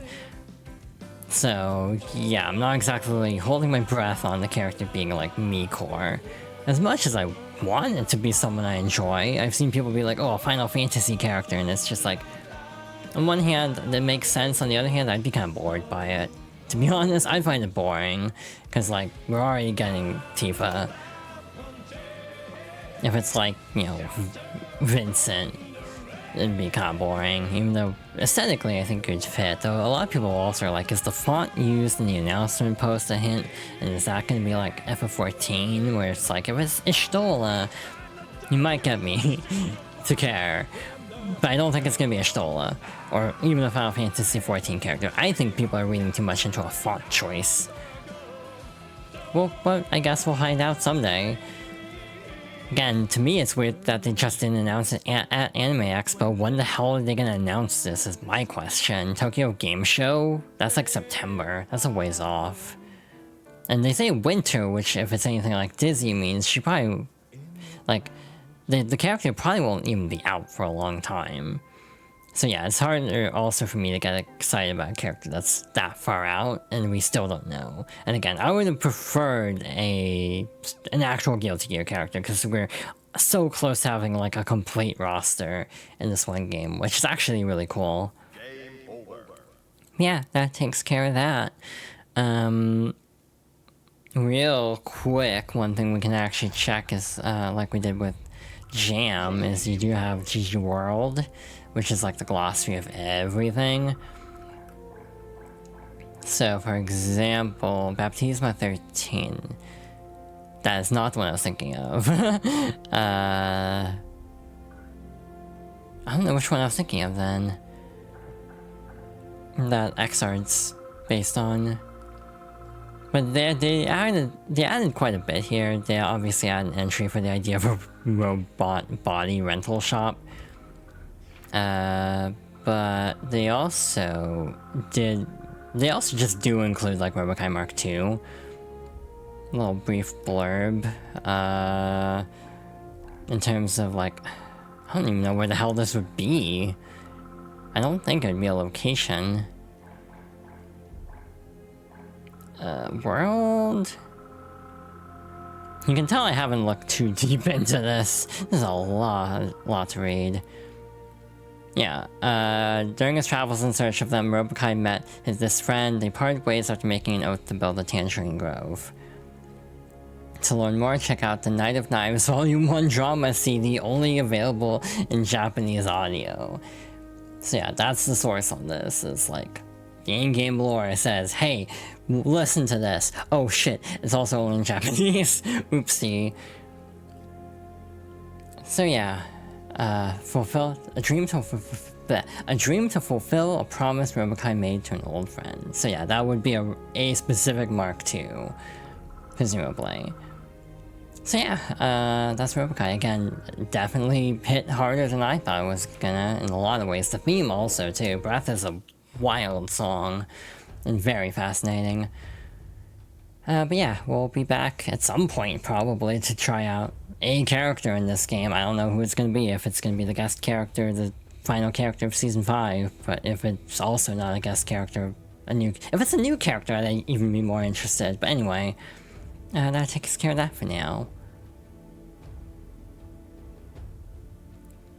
Alright, that took half an hour longer than I was hoping it would. Given that I just really struggled on that boss. So, oopsie. I thought that was gonna be a piece of cake, and yet it was not a piece of cake. So, my bad. I was actually gonna do some other stuff after the stream, but I actually need to end. So yeah, I hope everyone enjoyed, even if it was a bit scuffed with how many retries some of it took. But yeah, thank you all for watching.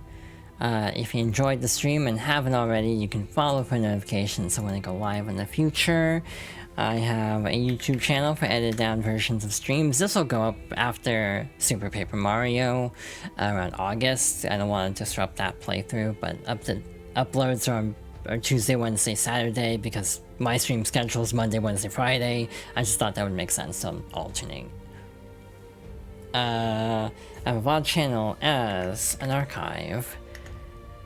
And I have a Blue Sky for posting updates, including when I go live. I have a Ko-Fi as a tip jar, and I have a Throne for sending me gifts, the latter to being completely optional, but any additional support is greatly appreciated. Next stream will be Friday, and my goal is to finish up Rhythm Tengoku, or the fan translation, Rhythm Heaven Silver. Next Monday, we will be back to Mystery Dungeon, Explorers of Sky, and that'll probably be the case for Wednesday as well. I don't know if I might go down to 2 streams a week.